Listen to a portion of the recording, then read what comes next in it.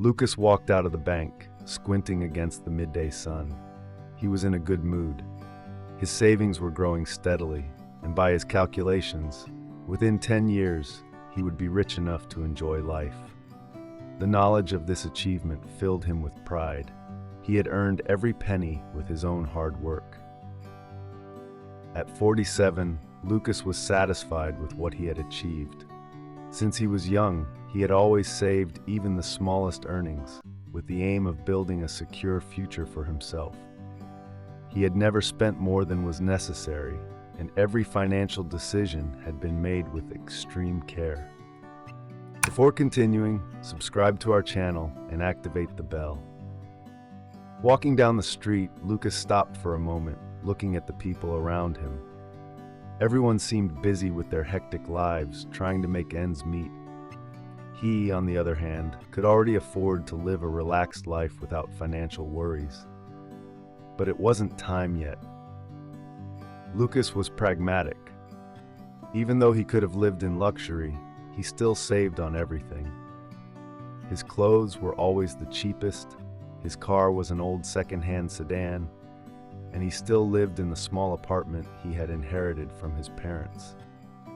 Despite his growing wealth, he did not want to give in to the temptation to spend needlessly. He looked at his watch. There were still 40 minutes left until lunch. He decided to go home to eat there, thus saving the cost of a snack at the bar. When he arrived at his apartment, he found his wife, Marta, busy cooking. The smell of crepes spread through the kitchen. "Oh, my favorites," Lucas exclaimed, approaching the table. Marta greeted him with a smile. "Yes, but they're just the appetizer. I'm almost done preparing the vegetable stew for the full lunch. Go wash your hands, it's almost ready." Lucas sighed. "Stew again? Marta, I told you that preparing 2 dishes is a waste. The crepes would have been more than enough for lunch. I don't see why we always have to complicate our lives." Marta shook her head, trying not to show her disappointment. "Lucas, you could at least be more flexible about lunch. The crepes are just a small appetizer. We limit ourselves to everything. What's the point of living like this?" Marta said, annoyed. Lucas sat down at the table and began to eat without saying a word. The silence between them was heavy. Marta continued to prepare the main course, but inside she felt a deep frustration. Lucas's extreme thriftiness was slowly eroding their marriage, piece by piece. After finishing his plate, Lucas turned to Marta. "Leave me those last crepes. I'll have them for dinner when I get home from work. Don't make anything else for tonight." Marta looked at him with a bitter expression. "Didn't you notice that I didn't eat anything? Or do you think I shouldn't even eat?" Lucas stared at her, surprised. "You didn't eat anything? And why didn't you sit with me?" Marta, her voice calm, tried to hide her disappointment. "You really have ways," Lucas snorted. "You women are really complicated," he said, getting up from the table. "I have to go or I'll be late. If the boss gets there before me, I risk not getting my bonus." He quickly kissed Marta on the cheek and ran out of the house. Marta stood there, staring at the door.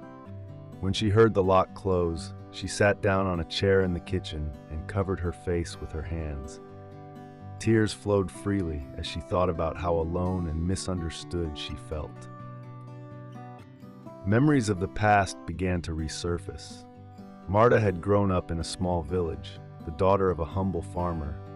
Their life was simple but happy. When her father died, everything changed forever. Marta's mother fell into a deep depression, and within a few years, she too died, unable to overcome the loss of her husband. Marta had dropped out of school to take care of her mother, and when she was left alone, she moved to the city, where she found a job as a librarian. It was there that she met Lucas, in completely random circumstances. One day, while she was shopping, she saw him arguing heatedly with a cashier over a mistake in the price of a product on sale. Marta had butted in on the discussion, offering to pay the difference for him. Lucas, touched by her kind gesture, thanked her, and they began dating shortly thereafter. At first, he seemed sweet and attentive, but over time, his thrifty nature began to dominate their relationship. After a few months, Lucas asked her to marry him. Marta, in love and hopeful, accepted. But once they were married, things got worse. Lucas controlled every expense and asked her to give him her entire salary.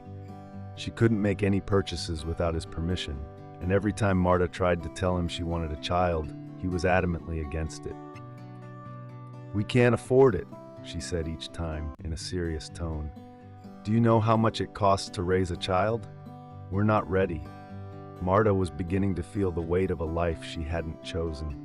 Her hopes for a happy family were crumbling day by day.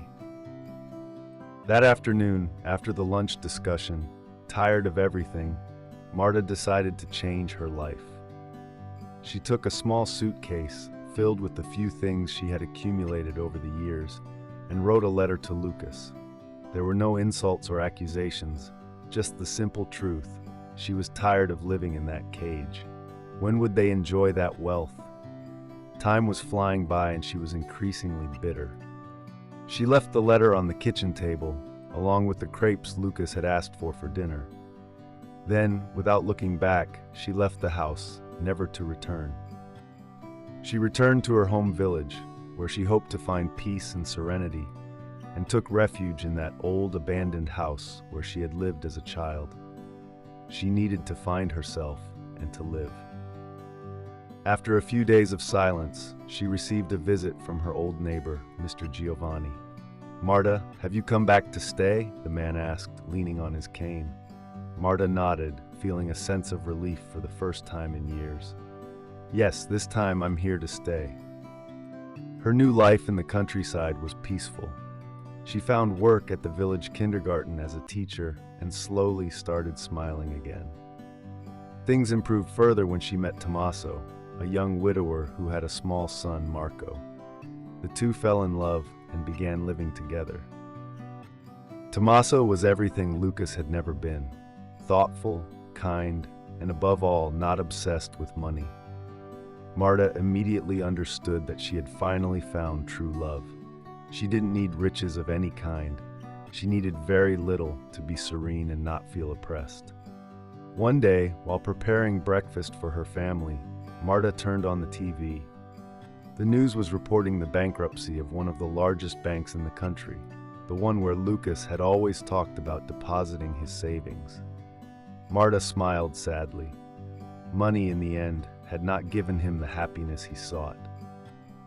Poor Lucas, he has lost everything, his beloved money, and above all his life, she thought to herself. Then she went back to making breakfast. Her new life, full of love and serenity, was everything she had ever wanted. She would never have exchanged all that for the money Lucas had been chasing. Did you like this story?